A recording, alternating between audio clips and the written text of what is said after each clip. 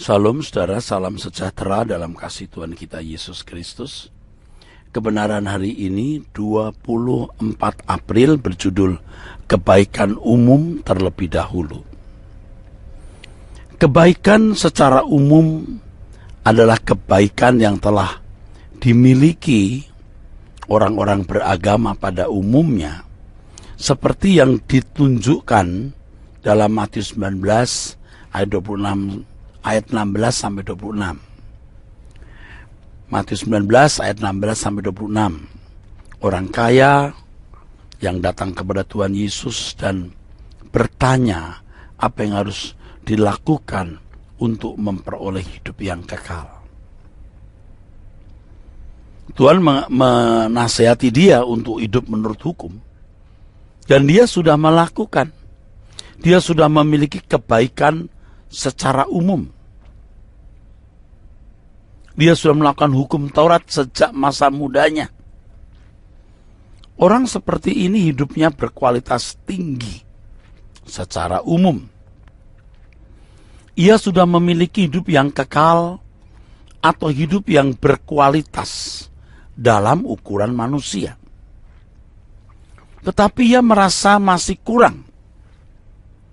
Itulah sebabnya ia bertanya kepada Tuhan Yesus, apalagi yang kurang untuk dapat memiliki hidup yang kekal lebih dari apa yang telah dicapainya. Ternyata yang kurang adalah memiliki hidup yang kekal atau hidup yang berkualitas menurut Tuhan. Untuk itu ia harus menjual segala miliknya, membagikannya kepada orang miskin, dan datang kepada Tuhan Yesus untuk mengikut Tuhan. Mengikut Tuhan Yesus berarti mengikut jejak Tuhan Yesus atau hidup seperti Tuhan Yesus hidup. Selama ini orang muda kaya itu telah memiliki jejak hidup sebagai orang beragama yang saleh. Ia telah memiliki gambar yang baik di mata manusia. Tetapi ia merasa belum puas. Ia merasa masih ada gambar diri yang lebih baik dari apa yang telah dicapainya. Kemudian Tuhan Yesus mengemukakan bagaimana memiliki hidup kekal atau hidup yang berkualitas tinggi lebih dari yang dapat dicapai orang-orang beragama pada umumnya.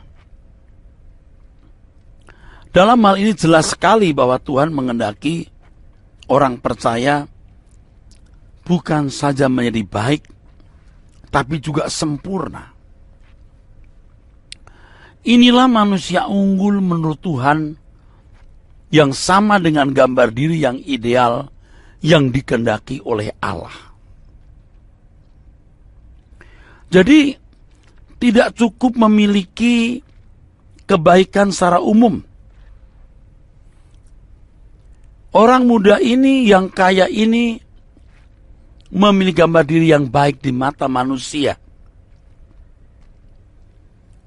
Dia sudah memiliki hidup yang kekal, hidup yang berkualitas, artinya dalam ukuran manusia pada umumnya.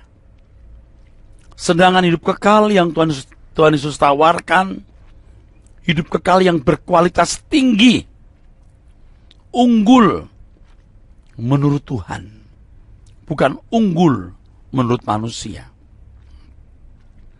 Saudaraku sekalian, memang langkah awal proses penyempurnaan untuk memiliki gambar diri yang ideal dimulai dari menjadi manusia yang baik secara umum terlebih dahulu.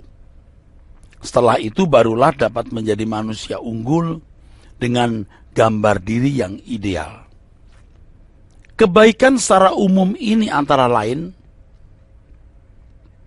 memiliki kejujuran, kesantunan dan beretika, sehat jasmani, cerdas berpikir maksudnya, tidak ceroboh dalam mengambil keputusan, rajin dan giat bekerja, hemat, bertanggung jawab dalam tugas, sopan dalam tutur kata, bisa mengatur keuangan pribadi, produktif, dan berguna di tempat kerja, memiliki prestasi dalam studi, karir maupun dalam bidang lainnya, bersosialisasi dengan baik, tidak membuat onar, tetapi membawa kesejahteraan dan ketentraman, memiliki toleransi yang tinggi terhadap orang lain dan berbagai aspek, menggunakan lidahnya dengan baik, menguasai diri, dan mampu mengontrol perasaan dengan seksama.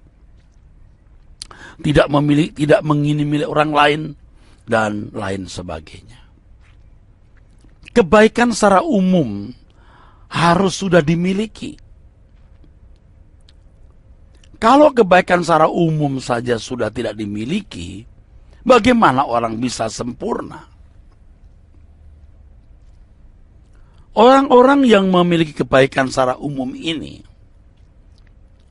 biasanya tidak atau kurang memiliki kesulitan dalam hidup, berumah tangga, ekonomi, kesehatan, dan lain sebagainya. Jadi kalau seseorang terus-menerus mengalami problem rumah tangga, kesulitan ekonomi, masalah kesehatan, patut memeriksa diri.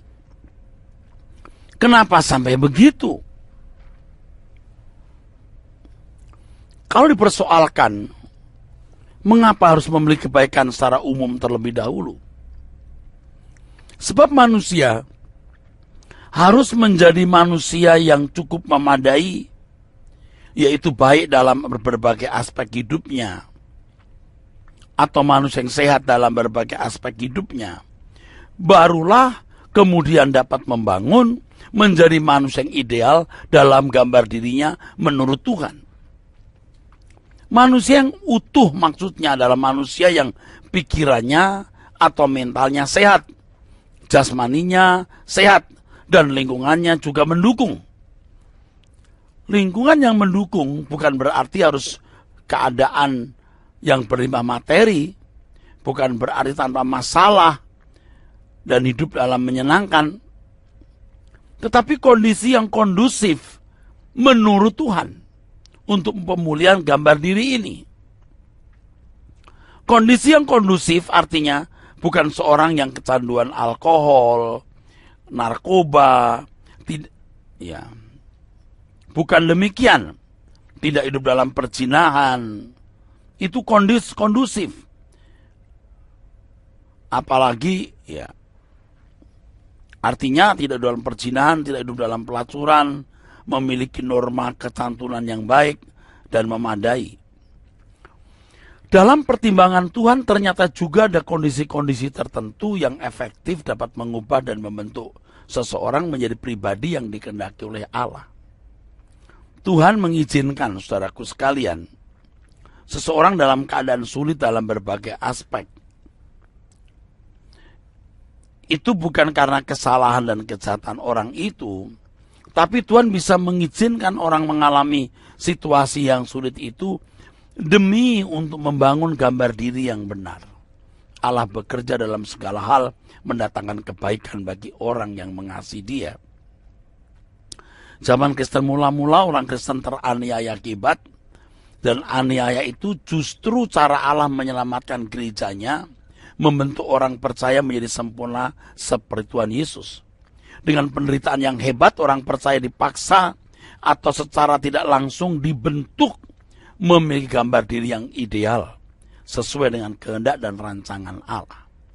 Kondisi seperti ini juga bisa terjadi di zaman kita sekarang, di mana Allah proses kita untuk memiliki gambar diri yang ideal, memiliki gambar diri yang ideal melalui pergumulan hidup yang berat. Pergumulan hidup yang berat membuat kita memiliki kebaikan secara umum tumbuh, baru bisa dibawa kepada kesempurnaan. Tuhan memberkati saudara sekalian. Sola Gracia.